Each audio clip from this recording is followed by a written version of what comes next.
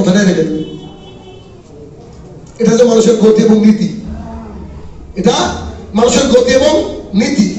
আপনি শুনেন এই হাদিসটা কতদিন থেকে শুনে আসছেন। আর আব্দুল্লাহ ইবনে মাসউদ রাদিয়াল্লাহু তাআলা আনহু قال রাসূলুল্লাহ সাল্লাল্লাহু আলাইহি সাল্লাম, আব্দুল্লাহ ইবনে মাসউদ রাদিয়াল্লাহু তাআলা বলেন রাসূলুল্লাহ সাল্লাল্লাহু আলাইহি সাল্লাম বলেছেন, সালাসাতুন কাদ হারাম আলাইহিম জান্নাহ, তিন শ্রেণীর মানুষের জন্য জান্নাত হারাম। এক, মুদমিনুল খামরিন, নিয়মিত পান বিড়ি জর্দা গুল সিগারেট যে খায় সে ব্যক্তি জান্নাতে যাবে না। সে ব্যক্তি জান্নাতে যাবে। আমি যখন পাইপ লাগাচ্ছি, অল্প দিন আমি আমার বাড়ির ওয়াটার পাইপ লাগিয়েছি, ট্যাপে পানি আসে না, ওই পাইপ। আমি মিস্ত্রিকে বললাম সর্বোচ্চ দামি পাইপ লাগাবেন আমার বাড়িতে, কারণ এটা তো একবারই কষ্ট করে লাগাতে হবে। তো আমাকে বলছে যদি আগুনও লেগে যায় এ পাইপ নষ্ট হবে না। তো আমার বাড়িতে এত গতিপূর্ণ আগুন লেগেছিল, ওই পাইপটাও ফুটো হয়ে গেছে জায়গা জায়গায়। আমি ওটাকে দেখে ভাবছি, আল্লাহ, পৃথিবীর আগুনের সাথে আরো 69 গুণ আগুন যদি যোগ করা হয় সেটা জাহান্নামের আগুন। ওই জাহান্নামের আগুনে যদি আমাদের মতো দেহকে ফেলে দেওয়া হয়, 1 সেকেন্ডের 100 ভাগের 1 ভাগও সময় লাগবে না, কলিজায় আগুন ধরে যাবে। অথচ পৃথিবীর এই আগুনটাকে আমরা মূল্যায়ন করিনি। এখনই যেটা বললাম আপনাকে, 3 শ্রেণীর মানুষ জান্নাতে যাবে না। যাবে কোথায়? জাহান্নামে। রাসূলুল্লাহ সাল্লাল্লাহু আলাইহি ওয়াসাল্লাম বলেন, হাদিসটাকে একটু সাইডে রাখলাম। রাসূলুল্লাহ সাল্লাল্লাহু আলাইহি ওয়াসাল্লাম বলেন যে ব্যক্তি জাহান্নামে যাবে তার বসার দূরত্ব হবে 450 কিলোমিটার। মক্কা থেকে মদিনার রাস্তা এই নিতম্বের সাইজ হবে। এই কাঁধ থেকে এই কাঁধের দূরত্ব হবে 3 দিনের ঘোড়ায় চলা পথ। মানুষের উরুরান হবে বাইজা পাহাড়ের সমান, একটা দাঁত হবে উহুদ পাহাড়ের সমান, আর গায়ের চামড়া হবে 42 গজ। ক্রিকেট খেলার পিচ দেখেছেন, ওটা ডবল। এত বড় একটা দেহ, একটু কল্পনা করেন তো কত বড়। আচ্ছা, এত বড় দেহ, এখন আমি মানুষ এইটা, আমার বুক এইটা, কলিজা এতটা জায়গায় পর, বুঝেন বোধহয়। আচ্ছা, ওই সাইজের যদি মানুষ হয় যার বসার জায়গা 450 কিলোমিটার, ওই লোকের কলিজা কয়েক কিলোমিটার হবে ভিতরে, বুঝছেন আমার কথা? কয়েক কিলোমিটার ভিতরে হবে। রাসূলুল্লাহ সাল্লাল্লাহু আলাইহি ওয়াসাল্লাম বলছেন, মানুষকে যখন জাহান্নামের মধ্যে ফেলা হবে, সঙ্গে সঙ্গে জাহান্নামের আগুন তার কলিজায় ধরে নেবে।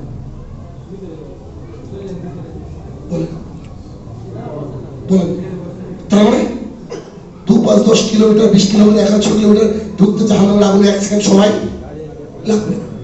এবার আবার বুঝেন হাদিসটা। রাসূলুল্লাহ সাল্লাল্লাহু আলাইহি ওয়াসাল্লাম বলেছেন 3 শ্রেণীর মানুষ জান্নাতে যাবে না।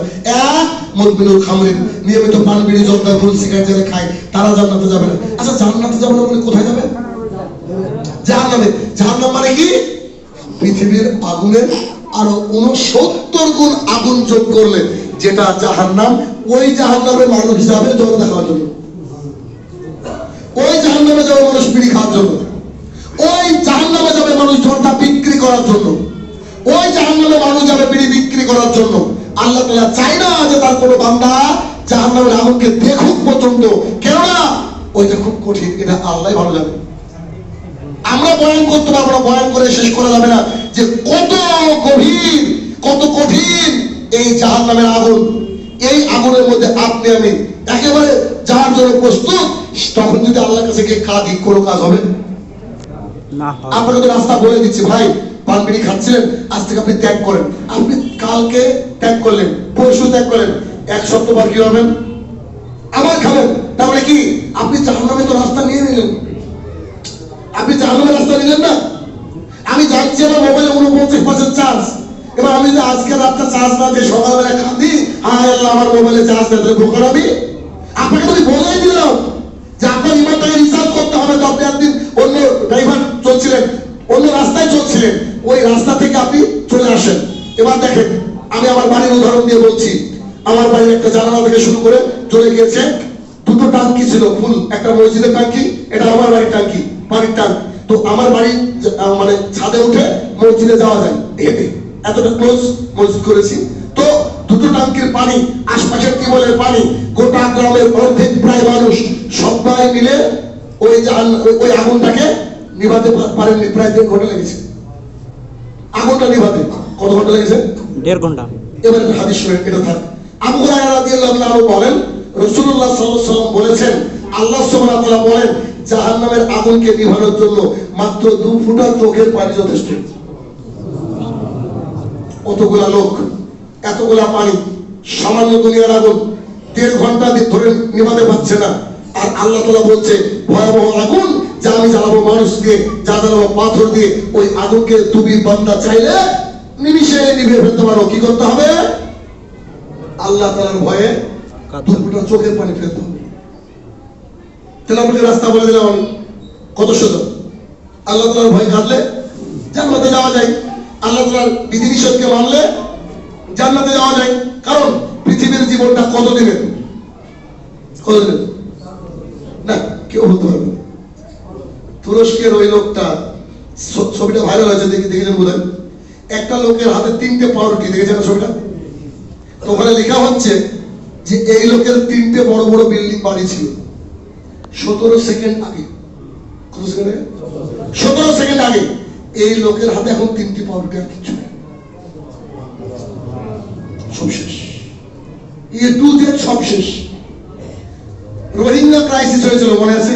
রোহিঙ্গাদের সমস্যা। আমি গিয়েছিলাম বাংলাদেশে, আমি এমন একজন লোকের সাক্ষাৎকার নিয়েছিলাম।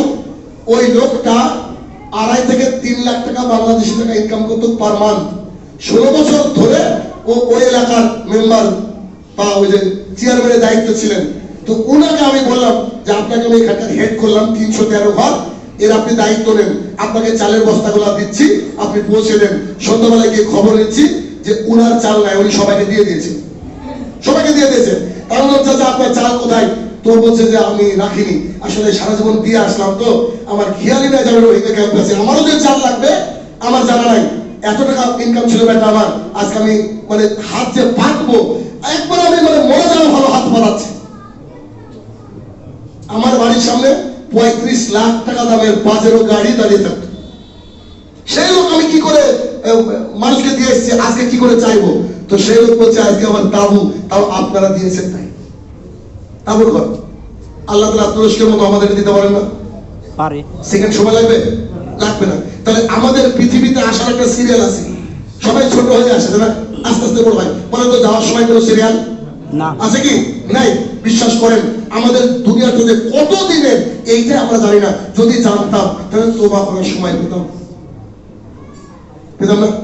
2025 আমি মরবো, এটা যদি আমি জানতাম, আপনি যদি জানতেন, তাহলে মিনিমাম অন্তত 2024-এর অর্ধেক থেকে তো তওবা করতাম, নিজের আমলগুলোকে শুধরাতাম, 5 ওয়াক্তের মুসল্লি হতাম কিনা? কিন্তু বলেন তো কালকে পর্যন্ত 5 ঘন্টা গ্যারান্টি আছে? তাই তো আপনাদের এদিককার ওই এক লোক ফোন করে আমাকে বলছে আপনার অ্যাকাউন্ট নাম্বারটা দেন তো, কিছু টাকা দেবো। তা বললাম যে মালাকুল মতের ফোন নাম্বার আছে? আমি বলছি মালাকুল মতের ফোন নাম্বার আছে কি? তো বলছি না, কি কথা বলছেন? আমি যে ওনাকে ফোন করে বলেন যে শাহিনুর রহমানকে আপনাদের প্রোগ্রামের আগে বলবে না পরে, শুধু এইটুকু জানেন, আর বেশি কিছু জানতাম। যদি বলছে আপনাদের প্রোগ্রামের পরে বলবে, তাহলে এই নেন অ্যাকাউন্ট নাম্বার। উনি বলছেন সালাম আলাইকুম, রাখেন। কথা বলছেন বিষয়টা? আমি ভেতর থেকে বলছি কথাগুলো, আপনার উপলব্ধি যাতে হয় সেটা আপনি দেখেন। আজকে সারাদিন যে টাকাটা ইনকাম করেছেন, স্ত্রী হাতে দিয়েছেন, আপনি এখন বলেন আপনি 8 ঘন্টা পর আপনার ছেলে মেয়ে বলবে কাফন কার টাকা হবে? 3 ভাই বলবে যে ওগুলো আমার টাকা হোক, ওগুলো আমার টাকা হোক, ওগুলো আমার টাকা হোক। আপনি যে ইনকাম করে ওদেরকে বড় করেছেন, ওদের হিসাবই নাই। এটা একেবারে রিয়ালিটি, একেবারে বাস্তবতার কথা বলছি, প্রতিদিনের জীবনের কথা বলছি। রাসূলুল্লাহ সাল্লাল্লাহু আলাইহি ওয়াসাল্লাম বলছেন একজন সাহাবীকে যে এই লোকটা আবু লুলুর সাথে ঝামেলা, এই ঝামেলাটা মিটিয়ে দাও তো। বলে কি নিয়ে ঝামেলা? একটা খেজুর গাছে বেড়া দিয়ে ঝামেলা। তো আল্লাহ রাসূল সাল্লাল্লাহু আলাইহি ওয়াসাল্লাম বলছেন যখন ঝামেলাটা মিটাতে পারলেন না, তো বলছে যে আল্লাহ তাআলা জান্নাতে একটা গাছ দিবে, যে ব্যক্তি এই ঝামেলাটা মিটিয়ে দিবে। তো আবু দাহদা রাদিয়াল্লাহু আনহু বলছেন যে আমার মদিনার বুকে সবচেয়ে বড় একটা বাগান ছিল, আমি দিয়ে দিলাম। তখন তিনি বিশ্বাস করতে পারেন। আবু লুলু বলছে দেখছেন এত বড় বাগান কি কেউ দেয় বলেন তো? তো তিনি কি মজা পেয়েছিলেন যে তিনি একটা খেজুর গাছের জন্য একটা বাগান দিয়ে দিলেন। ওই মজাটা তো আমরা পেতে পারি না, আমরা পাই। আর কি আবু বকরকে পেয়েছি আমরা? আল্লাহ রাস্তায় সব দিয়ে দিয়েছে। আর কি উমরকে পেয়েছি? সম্পত্তির অর্ধেক ভাগ করে দিয়ে দিয়েছে। আর কি উসমানকে পেয়েছি? কোথায় কোথায় দান করালো, কই আমরা তো সেই জামানার পর এখন পর্যন্ত কই পাই না। কিন্তু তাদের জান্নাত দরকার ছিল, দুনিয়াকে বিক্রি করে তারা জান্নাত দিয়েছিল। আর আমরা কি করি? আমরা দুনিয়া দুনিয়া করতে করতে হঠাৎ করে মৃত্যু চলে আসে। আল্লাহ তাআলা বলছেন হাত্তা যুরতুমুল মাকাবির, কবরের মাটি দেখলে সে বলে এনাফ, যথেষ্ট হয়েছে। বলছিলাম আব্দুল্লাহ ইবনে মাসউদ রাদিয়াল্লাহু আনহু বলছেন যে তিন শ্রেণীর মানুষ জান্নাতে যাবে না। এক, মুদমিনুল খামরিন, নিয়মিত পান বিড়ি অর্থাৎ গোল সিগারেট যারা খায় তারা জান্নাতে যাবে না। তাহলে আপনাকে কিভাবে ঘৃণা করতে হবে? ওজনের চোখে না দেখে এরকম ব্যবস্থা করতে হবে। যতদিন আল্লাহ বাঁচিয়ে রেখেছে ততদিন পর্যন্ত বিড়ি আপনাকে দেখতে না হয় এরকম ভাবে আপনি চলবেন। সবচেয়ে বেশি ঘৃণা করবেন আপনি, করেন দেখি আপনার জীবন পরিবর্তন হবে। শয়তান ওয়াসওয়াসা দিবে, বিড়ি তুলে দিলে লোকজন আসবে। কে বলেছে? আমার ভাগ্যের দোকান থেকে আমি তুলে দিয়েছি, সুন্দর দোকান চলছে। কে বলছে ধরেন? আমার এক বন্ধু, একসাথে স্কুল কলেজে পড়তাম, ওই ছেলেটা আমার এক খুতবা শুনে সেদিনকে সব সিগারেট গুলো আগুন ধরে পুড়িয়ে দিয়েছে। তার দোকান তো রমরমা চলছে ভাই। কে বলছে করে না? শয়তান আপনাকে পেছন থেকে খালি একটা খোঁচা দেবে, না রে চলবে না রে, বিড়ি ছাড়া কি লোক আসে, পান ছাড়া কি লোক আসে না, একটা টিভি রাখ, চায়ের দোকানে টিভি রাখলে একটা ইনকাম ভালো হবে, যতদিন করবো হারাম ইনকাম। কিন্তু আমার কথা হলো যে আমার এই কথাগুলো আপনি নাও মানতে পারতেন যদি আল্লাহর কাছে গিয়ে একবার রিটার্ন খেতে আসতেন। একবার খালি যদি আল্লাহ একবার ঘুরে দিতেন না, তাহলে একবার মজা দেখে আসতাম, নামাজ টামাজ না পড়ে একবার দেখে আসতাম যে কি হয় অবস্থা। যদি বলতো কিছু কাজে লাগবে না তো এসে এনজয় করতাম, আর যদি বলতো যে তাহাজ্জুদ পড়তে হবে তাহলে এসে তাহাজ্জুদ পড়তাম। দুই, রাজুলাতা মিন নিসাই, পুরুষের বেশধারী নারী জান্নাতে যাবে না। এই বাক্য দিনটা বলি আমি, আপনার আলেমরা বলে, পৃথিবীর সরকার বলছে, আদর্শ পরিবার গঠনের দিকে আলোচনা ছিল। তাহলে মা বোনকে আমরা কতজন ঢাকতে পেরেছি বলেন? বলেন আপনি আপনার এলাকার একবার দেখেন কত পার্সেন্ট মহিলারা বোরকা পরে। খেয়াল করেন, কারণ কি এই কথাটা তার অন্তরে কি করে? আঘাত লাগে না। সে বুঝতে পারে না যে পৃথিবীটা কত কঠিন একটা জায়গা।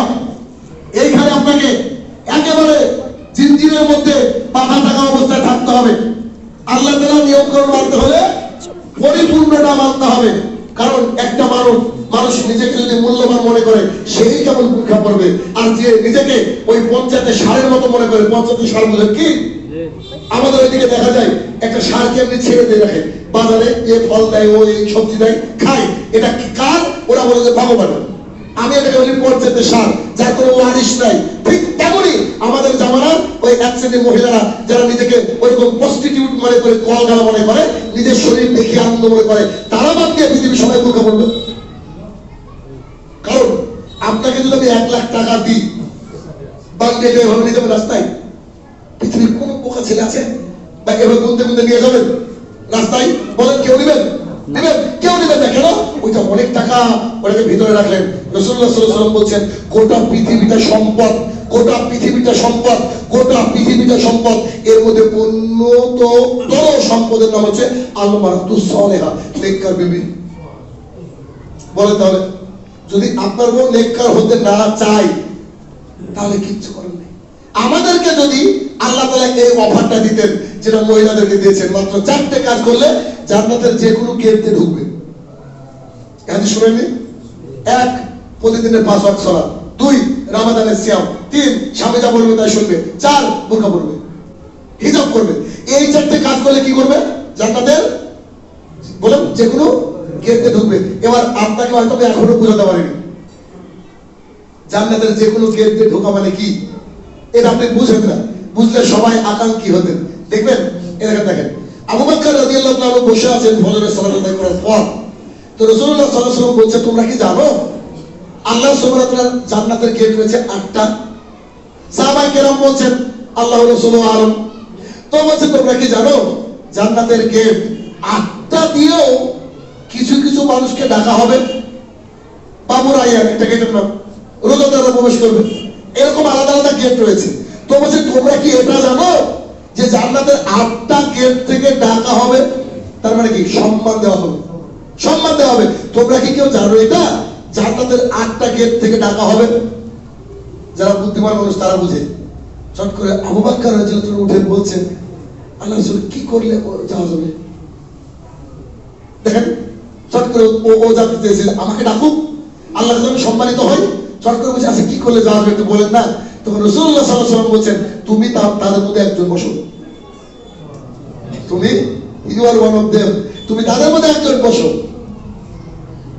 আবু বকর জান্নাতের যে কোনো গেট দিয়ে প্রবেশ করতে পারবে। কে? পৃথিবীর সবচেয়ে ভালো মানুষের লিস্টে যিনি আছেন তিনি নাম হচ্ছে আবু বকর রাদিয়াল্লাহু। তার চরিত্র পড়লে আপনার হয়রান হয়ে যাবেন যে একজন মানুষ এত ভালো হতে পারে কি করে। সেই আবু বকর জান্নাতের কটা গেটে ঢুকবে? ওই 8টা গেটে আপনার স্ত্রীকে ডাকা হবে। যদি না বোঝাতে পারি তো সালাম আলাইকুম ভাই, আর পাচ্ছি না আমি, কথা বুঝতে পারছেন কি? মানে যেখান থেকে আবু বকরকে সম্মান করা হবে ওখান থেকে আপনার স্ত্রীকে অনারিয়াম দেওয়া হবে, সম্মান করা হবে। ফেসবুকে একটা জিনিস দেখলাম, হাদিস কিনা জানি না, সম্ভবত হাদিস, এটা ওই কার্টুনের মতো ছবিতে লেখা আছে যে স্বামী স্ত্রী একই জান্নাতে থাকবে। যদি এরকম মকা হয় স্বামী স্ত্রী একই জান্নাতে থাকবে। আমি আমার বন্ধু হোয়াটসঅ্যাপে পাঠালাম, তো আমাকে আবার ও রিপ্লাই করছে যে আমার মধ্যে কোনো কি ঘাটতি আছে যে জান্নাতে যেতে পারবো না।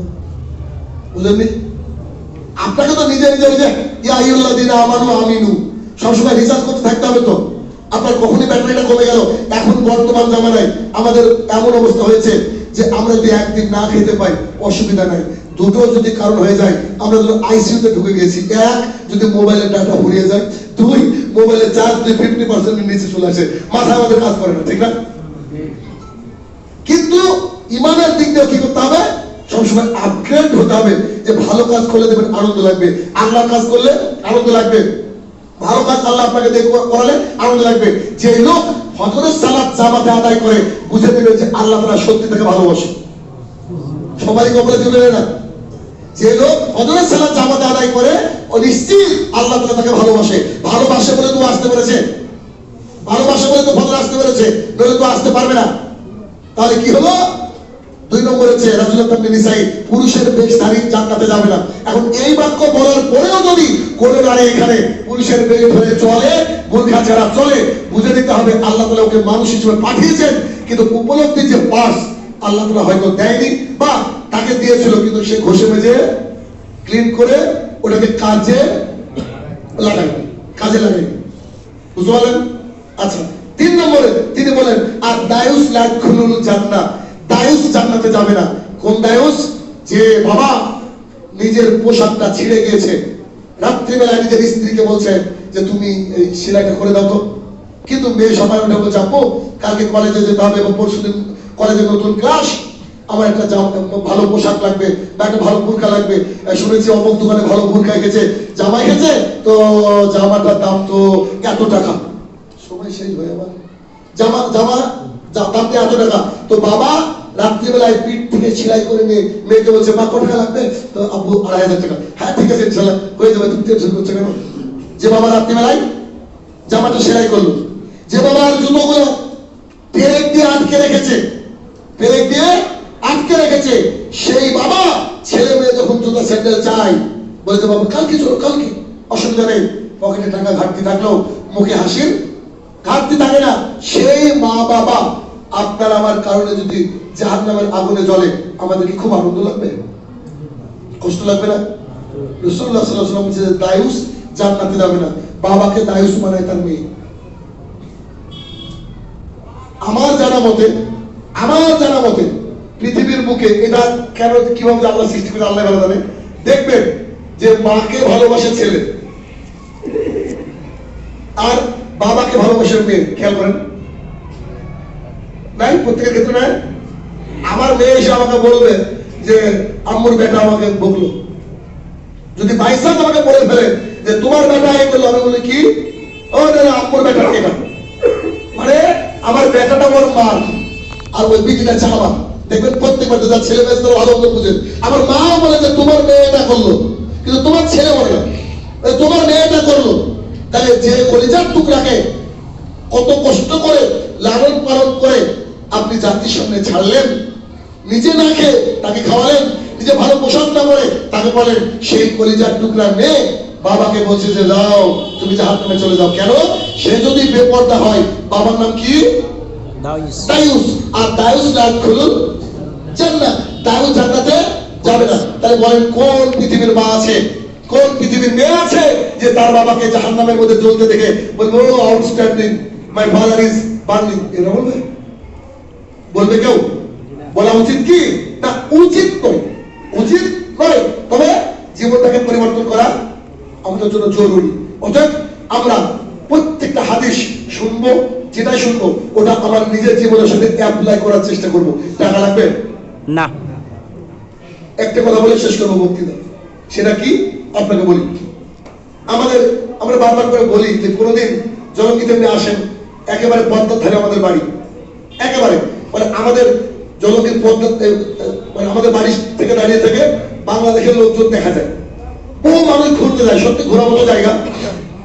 কোনোদিন যদি আমাদের এখানে যান, আমাদের ছেলেগুলাকে একবার আপনি দেখবেন, শুধু আমরা যারা আছি দিন ইসলামকে চর্চা করি, ঠিক আছে, আপনি খালি একবার দেখবেন ছেলেগুলাকে, আমাদের ছেলেগুলাকে একবার আপনি উপলব্ধি করবেন, দেখবেন যে আমরা কি করে ইসলামটাকে প্র্যাকটিস করি। তা আমি আমার সেই মসজিদের খুতবার কথা বলি। খুতবার আলোচনা ছিল সম্ভবত যে আপনার ওই কি বলছি মানে রাসূলুল্লাহ সাল্লাল্লাহু আলাইহি ওয়াসাল্লামের মৃত্যু সম্ভবত খুতবার বিষয় ছিল। তো এক পর্যায়ে আমি বললাম যে আয়েশা রাদিয়াল্লাহু তাআলার ঘরে রাসূলুল্লাহ সাল্লাল্লাহু আলাইহি ওয়াসাল্লাম শুয়েছিলেন, জানেন তো, একেবারে সাথে। ওটা আমি দেখেছি, তারপরে বুঝেছি ভালো করে। তো আয়েশা রাদিয়াল্লাহু তাআলার ঘরে গিয়েছিলেন রাসূলুল্লাহ সাল্লাল্লাহু আলাইহি ওয়াসাল্লাম। আয়েশা রাদিয়াল্লাহু তাআলা বলছেন যে আমার উরুর উপরে মাথা দিয়ে শুয়েছিলেন মুহাম্মদ রাসূলুল্লাহ সাল্লাল্লাহু আলাইহি ওয়াসাল্লাম, আমার উরুর উপরে। তো উরুর উপরে মাথা দিয়ে যখন শুয়েছিলেন, তো শুয়ে থাকার ফলটা কি হয়েছে, মানে বারবার ওই যে পাশে পানির পাত্র নিচ্ছিলেন আর মুখটাকে মুছছিলেন আর বলছিলেন আল্লাহ গো, মৃত্যু যন্ত্রণা কত ভয়ঙ্কর। আল্লাহ রাসূল বলছিলেন। এই ঘটনা ঘটতে ঘটতে হঠাৎ করে আপনার আয়েশা রাদিয়াল্লাহু তাআলার ভাই ঘরে প্রবেশ করে। কার ভাই? আয়েশা রাদিয়াল্লাহু তাআলার ভাই। যখন ঘরে প্রবেশ করলো, প্রবেশ করার পর আপনার তার হাতে ছিল মেশক। কি ছিল? মেশক। তো রাসূলুল্লাহ সাল্লাল্লাহু আলাইহি ওয়াসাল্লাম করলো কি, এই তার দিকে তাকালো, ওই মেশকের দিকে তাকালো। তো আয়েশা রাদিয়াল্লাহু তাআলা বুঝতে পারলেন যে মেশকের দিকে তাকাচ্ছে মানে নিশ্চয়ই তিনি মেশকটা চান। তো তিনি বললেন, আব্দুর রহমান ভাই, আমার কলিজার টুকরা, তুমি যাও একটু মেশকটা নিয়ে আসো আমার রাসূলের জন্য। তো তিনি চলে গেলেন, মেশক থেকে নিয়ে আসলেন। মেশক থেকে নিয়ে এসে রাসূলুল্লাহ সাল্লাল্লাহু আলাইহি ওয়াসাল্লামকে দিলেন। তো রাসূলুল্লাহ সাল্লাল্লাহু আলাইহি ওয়াসাল্লাম মেশক থেকে চিবোতে পারছিলেন না। কত বড় মানুষ, মৃত্যু শয্যায় শায়িত, অবস্থা খারাপ, তো মেশকটাকে তিনি চিবোতে পারছিলেন না। তো আয়েশা রাদিয়াল্লাহু তাআলা করলেন কি, মেশক থেকে চিবিয়ে চিবিয়ে দিলেন। আমি একটা ছবি খুঁজছিলাম, পাচ্ছি না আর কি। তো মেশক থেকে চিবিয়ে চিবিয়ে দিলেন। যখন মেশক থেকে তিনি চিবিয়ে চিবিয়ে দিচ্ছেন, তখন রাসূলুল্লাহ সাল্লাল্লাহু আলাইহি ওয়াসাল্লাম মেশকটা করছিলেন। মেশক তিনি স্বাভাবিক করবে, করতে করতে তিনি এই পৃথিবীর বুক থেকে চলে গেলেন। বুঝতে পেরেছেন? তো রাসূলুল্লাহ সাল্লাল্লাহু আলাইহি ওয়াসাল্লামের জীবনের শেষ আমল কি? এটা খুতবা হয়েছে। আমার তখন ওই সমুদ্রের টেকের ব্যাস বা কোনো ব্যাস, আমি ইংরেজি পড়াই তো, পড়ানো ছিল। আমার বাড়ির থেকে আমাদের মসজিদ 2 কিলোমিটার, মানে এই বাজারের মসজিদটা 2.5 বা 3 বা ওরকম 2 কিলোমিটার, 2.5 কিলোমিটার। আমি বাড়িতে গিয়েছি, আর আমি মোটামুটি অজু আমার সবসময় থাকে। আজকে কিন্তু আমি আসরে জোরে অজু করেছি, ওই অজু এখন হয়েছে। বুঝতে পেরেছেন? মানে মজা করে মাঝে মাঝে বলি আমি যাবো আলিপা ছোট ভাই, ওই যে 40 বছর মিথ্যা একটা কথা বলছেন, আমার অজু খুব থাকে আর কি। তো এবার আমি বাড়িতে থেকে অজু করে বেরিয়ে আসছি, এসে সলাত আদায় করে পড়াতে হবে, এটা আমার টার্গেট। আমি খেয়াল করে দেখলাম যে আমি যখন নামছি মসজিদে, আমাদের মসজিদের প্রত্যেকটা মুসল্লির হাতে মেশক। উপলব্ধি কথা বলে বুঝলেন? বুঝলেন? এটা হচ্ছে আমাদের মসজিদের দৃশ্য, ওটা বলছি। আর আমাদের এই মসজিদের আমরা 5 জন পরিচালক। দেখেন আমার ছেলেগুলো, চিন্তা পাচ্ছেন? এটা আমি এক্সিকিউটিভ সেক্রেটারি রাহুল, যাকে ব্রাদার রাহুল বলে, ও হচ্ছে সেক্রেটারি। এটা হচ্ছে ভাইস প্রেসিডেন্ট সাবিরুল ইসলাম, ইংরেজি নিয়ে পড়াশোনা, আমার ইংরেজি নিয়ে, রাহুলের হিস্ট্রি হলো। এটা হচ্ছে আমাদের আমির খালিদ ইবনে মুকুল, বাংলা। এটা হচ্ছে মনিরুজ্জামান রিপন, অঙ্কের শিক্ষক। এই 5 জন আমাদের এলাকায় ফার্স্ট আমরা দাওয়াতের কাজ করি। যেখানে বসে আমরা বক্তৃতা দিচ্ছি, কিছুদিন আগে যে 12ই রবিউল আউয়াল আসলো, তার আগের রাত এই এলাকার মানুষ আল্লাহকে যতবার স্মরণ না করে, আমাকে স্মরণ করে অত গাল দেয়। উঁচু টুপিওয়ালা এরিয়া, এইখানে একটা অন্তত পক্ষে পাটকাঠির মসজিদ তৈরি করেছে সেদিন আমরা বলেছি আমাদের মক্কা বিজয় হলো। বুঝতে পারছেন কি? তো এ হচ্ছে আমাদের ছেলে। এইরকম প্রত্যেকটা ছেলেকে পাবেন 5 ওয়াক্ত সালাতে ওরা উপস্থিত।